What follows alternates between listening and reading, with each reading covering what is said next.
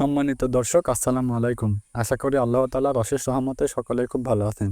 এবারে প্রচণ্ড বর্ষায় ছাগলগুলো নিয়ে ভোগান্তির কোনো শেষ নেই। প্রায় প্রত্যেক দিনই মুষলধারে বৃষ্টি হচ্ছে। দিনের প্রায় বেশিরভাগ সময়ই বৃষ্টিতেই দিন চলে যাচ্ছে।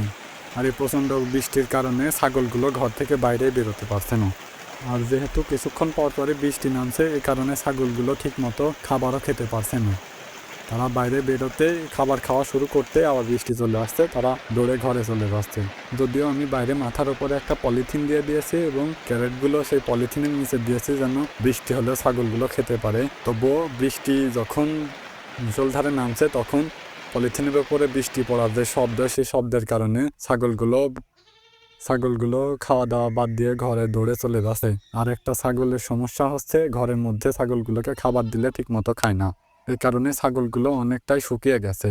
যদিও বর্ষায় ছাগলগুলোকে খাবার পর্যাপ্ত পরিমাণ দিলেও তারা ঠিকমতো খেতে পারে না, কিংবা ভেজা ঘাসের জন্য ঠিকমতো খাবারগুলো খায় না। এই কারণে ছাগলগুলো অনেকটাই শুকিয়ে যায়। এই জন্য বর্ষাকালে ছাগলগুলোকে একটু বেশি যত্ন নিতে হয় এবং দানাদার খাবার একটু বাড়িয়ে দিতে হয়।